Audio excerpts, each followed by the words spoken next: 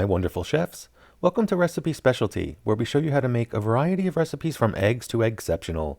In this video, I'm gonna stew some beef.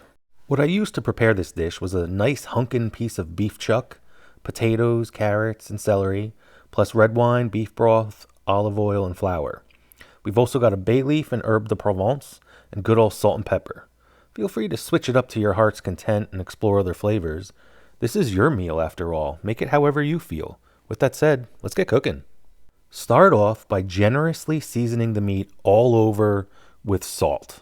Next, we're going to cut the beef into 1 or 2 inch cubes, but basically we're going for about bite-sized pieces, maybe a little bit more than bite-size.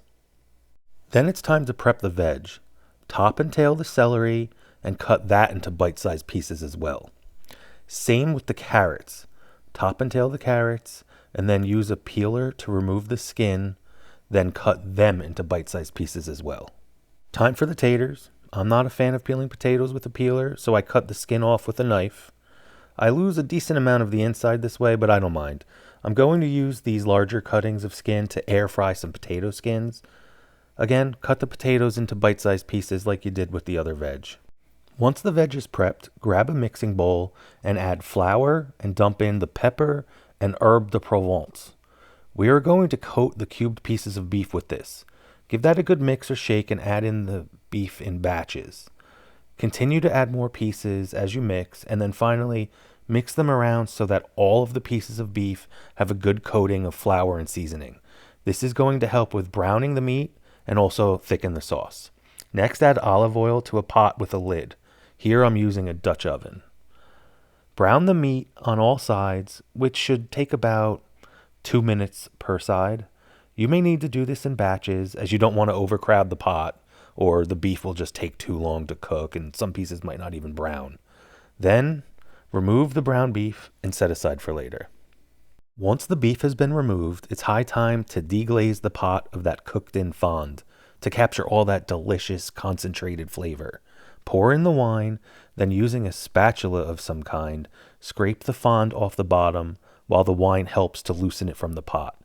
Add the bay leaves and some more salt, then pour in the beef broth. Next, add in the veg and give everything a nice stir. With the veg at the bottom basically creating a bed for the beef to rest on, the veg will boil and the beef will braise. Some stews I've made everything boils, but I'm trying to avoid boiled beef. Finally, add the beef, and once that's been added, give it a little bit of a mix, but we're trying to keep the beef on top, and cover with the lid. And we're going to let this simmer at a low boil with the lid on for 90 minutes. Check on it after 90 minutes. If it's not done and cooked through, cook a little longer.